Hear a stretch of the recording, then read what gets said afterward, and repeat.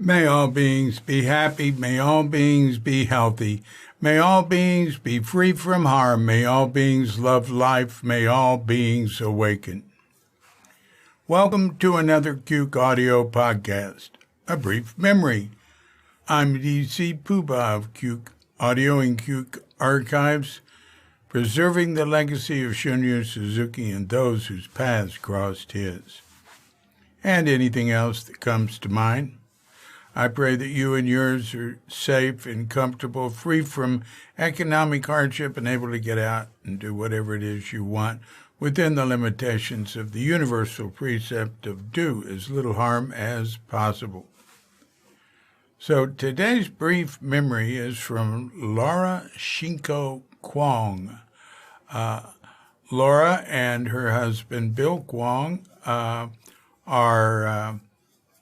very early Suzuki students, like 1960, a year after he arrived. And usually we hear from Bill, but this is from Laura. And it's from an article she wrote in the Shambhala Sun, May 1994. Somewhere around 1969, at the San Francisco Zen Center, when I was there for some special event, I remember seeing Suzuki Trungpa Rinpoche meet Suzuki Roshi for the first time. It left a deep impression on me. As Rinpoche approached Suzuki Roshi, he was unusually touched and tearful. As he looked into Roshi's eyes, it was as if they had been together for lifetimes before and now, auspiciously, had the good fortune to meet again. It was rare, a rush of memories, recognition, and then tears. At that moment, I was to learn that the true way has no distinctions, no difference, and I hope I will keep that forever. When Suzuki Roshi died, it was a very hard time for many of us. After the service at the Zen Center, Trungpa Rinpoche began his talk by telling us intimately that not only did we lose a wonderful teacher, but we had lost a dear friend, and he sobbed and sobbed from his heart.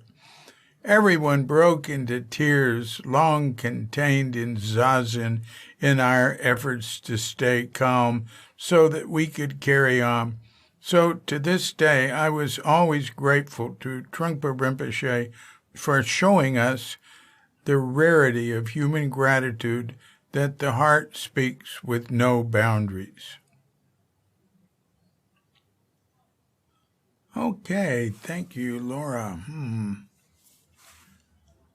She says somewhere around 1969. Yeah, they met in 1970. She said she saw them meet for the first time. I think they met for the first time at Tassajara, and then they met sometimes in the city. And they did get along very well. And Rinpoche, well, he was always a little drunk, and he was emotional.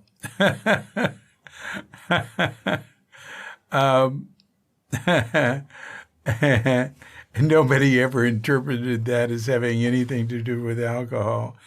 I didn't either. And he really did express himself strongly, especially at Suzuki's funeral. Now, she said, when he gave his talk, later he did give a talk in the Zen Center, and he had given a couple, or two or three, while Suzuki was still alive. So, anyway, thank you very much, Laura Kwong, and gee, haven't seen you in a long time.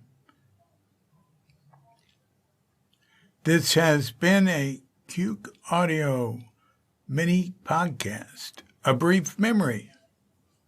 I'm D.C. Puba of Cuke Audio and Cuke Archives, Coming to you from Sleepy Sonor with Dog and Pandita, Feline Cuchita, and dear lovely Katrinka.